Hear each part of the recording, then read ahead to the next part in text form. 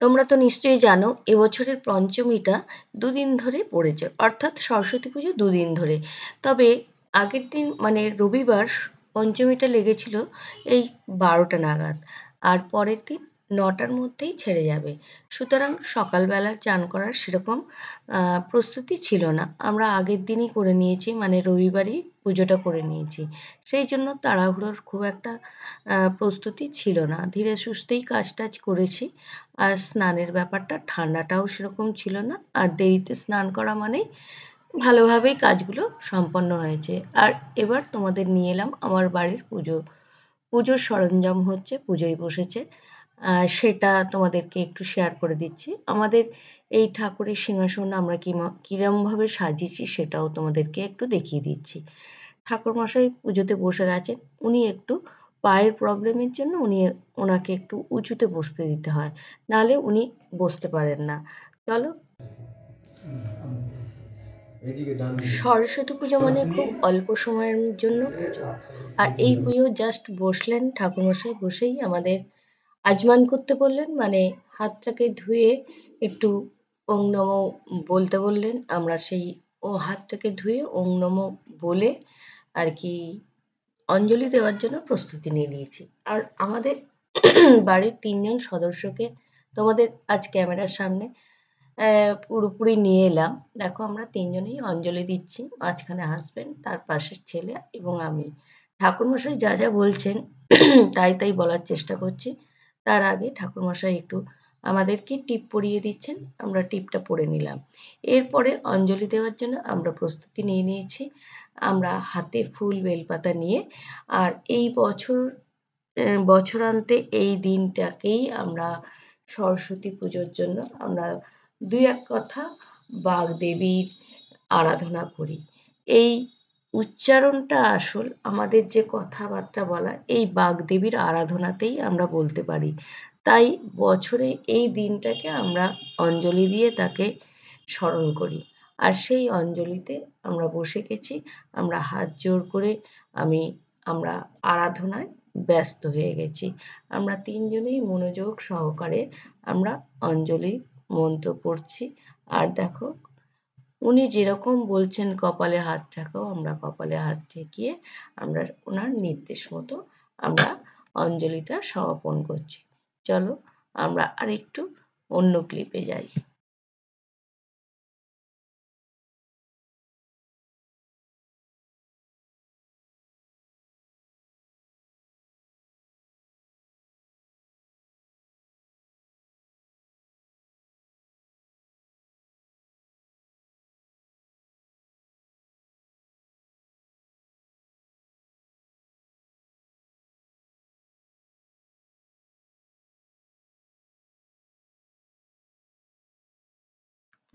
ঠাকুরমশাইয়ের কিছু মন্ত্রপাঠ তোমাদেরকে শেয়ার করলাম, সেই সঙ্গে আমি আমার কিছু মতামত বলি। যে সরস্বতী দেবীর আরাধনা শুধুমাত্র স্টুডেন্টরাই করবে এমন কোনো কথা নয়। এই দেবীর আরাধনা সবাই করতে পারে। এই যে আমি কথাবার্তা বলছি এটা কিন্তু সরস্বতী দেবীর আশীর্বাদ বলতে পারো। আর সেই বাগদেবীর আরাধনা আমার মনে হয় সবাই করতে পারে। শুধু স্টুডেন্ট হিসেবেই যে বাগদেবীর আরাধনা করবে এমন কথা নয়। লেখাপড়া ছাড়াও অনেক রকমের কারিকুলাম আছে যেগুলো গুণসম্পন্ন। আর যেকোনো গুণসম্পন্ন দেবীর আরাধনা করতে গেলে সরস্বতী দেবীকে আরাধনা করতেই হয়। দেবীর আরাধনার কথা বলতে গিয়ে আমার একটা কথা মনে পড়ে যাচ্ছে। আমি কিন্তু বিশেষ কিছু নার্সিং হোমেও সরস্বতী পুজো করতে দেখেছি। জানি না কেন, হয়তো পেপার টেপার ঠিকঠাক করে রাখার জন্য নাকি বুঝিনি। কিন্তু আবার দেখেছি রাধাকৃষ্ণের মন্দিরও করে রেখেছে নার্সিং হোমের কথা। তার সঙ্গে কিন্তু সরস্বতী দেবীর আরাধনা করছে সেটাতেও আমি দেখেছি। স্কুল কলেজ তো থাকবেই, তার সঙ্গে এইগুলো আমার একটু ব্যতিক্রম লেগেছে বলে তোমাদেরকে শেয়ার করছি। আর এই স্ক্রিপে দেখে নাও, মানে এই ভিডিওতে দেখে নাও যিনি আমাদের পুজো করছেন, যে ঠাকুরমশাই, তার নাম হচ্ছে আশিস কুমার ভট্টাচার্য। তোমাদের সঙ্গে একটু পরিচয় করিয়ে দিই।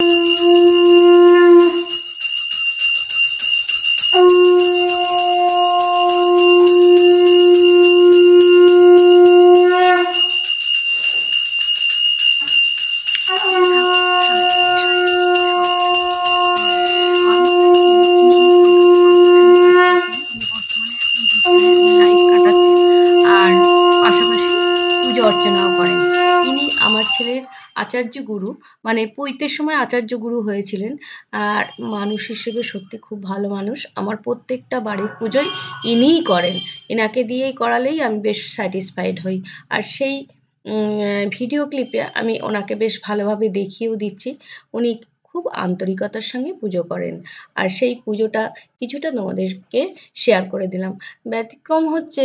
ব্যতিক্রম বলবো কেন, একটু প্রবলেমের কথা হচ্ছে উনি ঠিকভাবে বসতে পারেন না বলে একটু উঁচু জায়গায় ওনাকে বসতে দিতে হয়। কারণ পায়ের প্রবলেমের জন্য ওনাকে একটু উঁচু জায়গাতেই বসতে হয়। আর আমাদের মূর্তি হচ্ছে বুদ্ধ মূর্তি। আর এই বুদ্ধ মূর্তি তোমাদের সামনে দেখালাম আমাদের বাড়ির ঠাকুর কীরকম হয়েছে। আর এই মালাটা নিয়ে এসছে আমার ছেলে, ঠাকুরের থেকে মালা একটু বড় মোটা হয়ে গেছে। সেইটা কেমন লাগছে জানি না, যদি খারাপ লেগে থাকে তোমরা একটু কমেন্ট করে জানিও।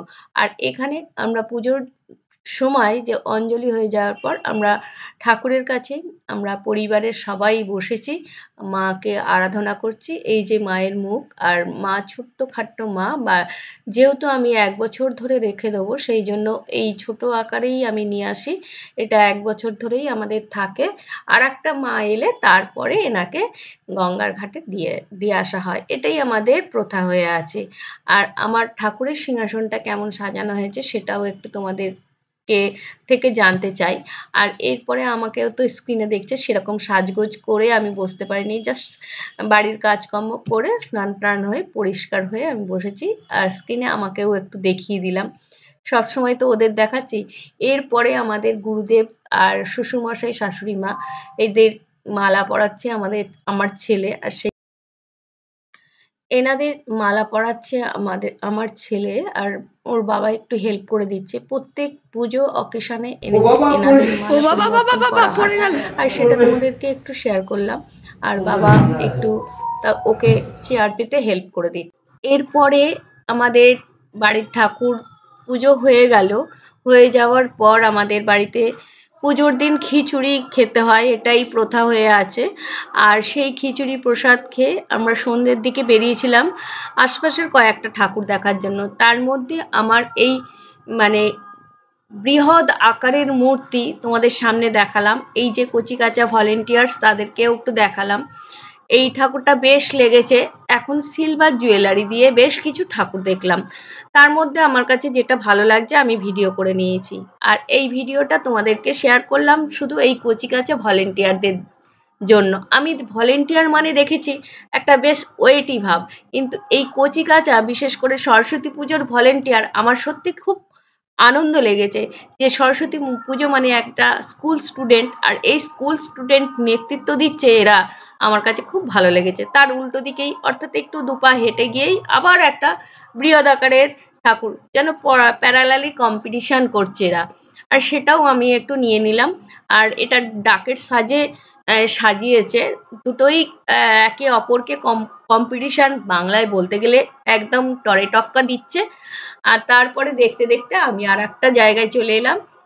সেটা পুরোটাই সাদা, সত্যি সরস্বতী মানে শুভ্র সরস্বতী, যেটা সিলভার অর্নামেন্ট, সিলভার মোতির হার, এবং মায়ের মূর্তি একদম দেখার মতন, টানা টানা চোখ, দুটো উড়ন্ত হাঁস। সত্যি মাকে যে কি লাগছে সেটা মানে ভিডিওটা দেখলে হয়তো ফিল করবে। আর যদি খুব ফিলিংস আসে তাহলে একটু কমেন্ট করো। আর এখানে দেখো সিলভারের একটা পালকি, এটা একটা ইউনিক মানে তোমার কাস্টমস বলে মনে হয়েছে যে এই পালকি করে মা হয়তো এসছেন। পালকিটা একটু দূরে রাখা আছে, আর তার উল্টো দিকেই রয়েছে এই মা। এই মা জানি না, এর উল্টো দিকে আর একটা মাকে রাখা হয়েছে, এইখানে পুজোটা হয়নি, তার উল্টো দিকে মাকে পুজো করা হয়েছে। আর আমি 2-3 বার এই ক্লিপটা নিয়ে নিলাম। এরপর ঢুকলাম একটা রাজস্থানী প্যান্ডেলে। দেখো প্রথমেই শুরুতেই 2-একটা কার্টুন রাখা হয়েছে। এইবারে প্যান্ডেলের ভেতরে ঢুকছি, প্যান্ডেলের মধ্যে যত ঢুকছি আমার চোখ যেন ধাঁধিয়ে যাচ্ছে। সত্যি এত ভালো লেগেছে যে প্যান্ডেলে ঢুকতে ঢুকতে মাকে কখন দেখবো, লোকের ভিড় রয়ে গেছে, সেলফি তুলছে। আর সেলফি তুলতে আমি সাইড দিয়ে, দেখো ক্যামেরাটা একটু হেলে গেছে, ঢুকতে আমি সাইড দিয়ে আমি মায়ের কাছে গিয়ে পৌঁছেছি, মানে আস্তে আস্তে দেখো জুম আকারে মায়ের কাছে যাচ্ছি। এই মায়ের কাছে গিয়ে দেখি মায়ের যে ঢঙে দাঁড়িয়ে আছে, সত্যি দারুণ লেগেছে আমার কাছে। আজকের দিনে যে আমি ভিডিওটা আছে ছাড়ছি, অর্থাৎ আমি রবিবারে পুজো করেছি, রবিবারে আমি এটা দেখেছি, আমার কাছে বেস্ট লেগেছে। তোমাদের কাছে কিরকম লাগবে জানি না। আমার কাছে এই মায়ের মূর্তি, মায়ের ফিগার, মায়ের গয়না, মায়ের পোশাক অসাধারণ লেগেছে সত্যি। যে আর তার উপর তার এই বাদ্যযন্ত্রটি, এই বাদ্যযন্ত্রটি আমি যখন ক্যামেরা করেছি তখন কিন্তু স্টপ ছিল। আমি কালকে তোমাদেরকে ভিডিওয়ে দেখাবো, যেহেতু প্যান্ডেলটা ওপেনিং হয়নি তাই এটা অনেক কিছু অপূর্ণ রয়ে গেছে। এই বাদ্যযন্ত্রটি মুভমেন্ট করবে। আমি আগামীকাল আবারও তোমাদেরকে এই ভিডিওটা নিয়ে আসবো যে বাদ্যযন্ত্রটি মুভমেন্ট করবে সেই অবস্থায়। আজকে তোমাদের এই ভিডিওটা কেমন লাগলো বা এই মাকে কেমন লাগলো তোমাদেরকে একটু কমেন্ট করে জানাতে বলছি। আর স্ক্রিনেও আমাকে একটু দেখিয়ে দিচ্ছি। তবে কালকের জন্য আমার কিছু সাজগোজটা ছিল না, আজকে একটু সাজগোজ করে বেরোবো, আর সেই ভিডিওটা আমি কালকে তোমাদের দেবো। তাহলে আজকে টাটা, এই পর্যন্ত।